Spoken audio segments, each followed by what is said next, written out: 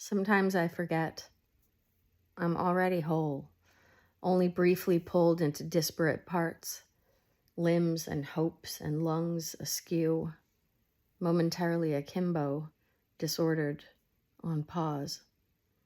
All these displaced fragments, this scattered wreckage of yesterday's shape, it all fits together somehow, like an upended puzzle with errant pieces.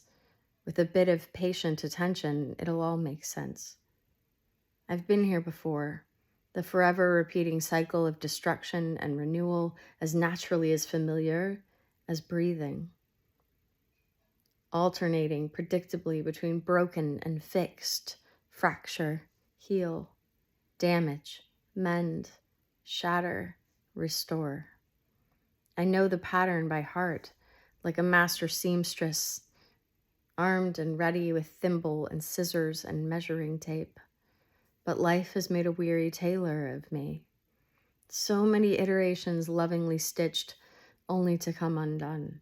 Tangled yarns, frayed ends, misalignments, countless reconstructions, amendments, revisions, each requisite repair made with less and less and less conviction. Defeat came on slowly, quiet-like, so I wasn't aware of its creeping chokehold, only a gradually deteriorating resolve until I just stopped trying. I'd held myself together for decades until I couldn't. I just gave up, stopped aiming towards better or anywhere really. Fortitude faltered like an engine on fumes, no jerry can full of emergency courage to patch the soul-sized hole in my spirit. Like a passenger trapped in a stalled vehicle, all I could do was watch as my defenses eroded, as my will to fight and to live atrophied, allowing the darkest aspects of myself to take over. Shame, with its insidious whispers, fully disarmed me, rendered useless my once competent hands, muffled every compassionate reassurance, replaced confidence with disquiet, comfort with dis-ease. Crippling perfectionism hijacked my sense of self, suggesting that my design is inherently flawed, that any attempts to correct are futile, that my value isn't great enough to warrant such effort. Collapsing beneath the weight of pervasive self-loathing, I resigned myself to passively existing rather than actively living, burying my gifts in a ruinous heap of perceived deficiencies, confined and haunted by my hoard of incomplete ideations, never arriving some days, half-spoken maybes. Instead, I've watched from the sidelines, witnessing the flourishing of others, feeling the sting of too many, so close but not quite, believing I deserve to be so surrounded by painfully glaring reminders of who I could have been, might have grown into, but clearly haven't become.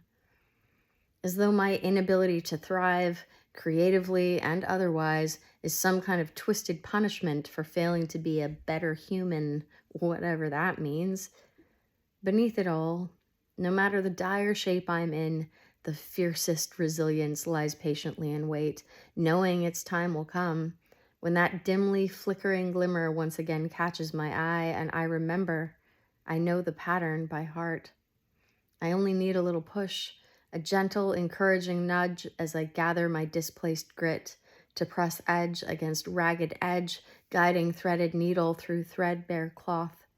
Just a little company as I reclaim the calming cadence, over, through, under, through, repeat. The rhythmic punctuation of my embroidered history as I draw myself back together again. Jagged tears make unusual seams, warp and weft adding depth and intrigue, curious lines that deviate and define this perfectly bespoke self.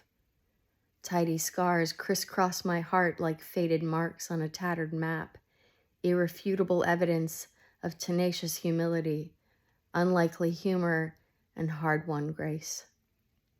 A woven record of this singular, spectacularly messy life, this one imperfect, peculiar human story. It isn't boring.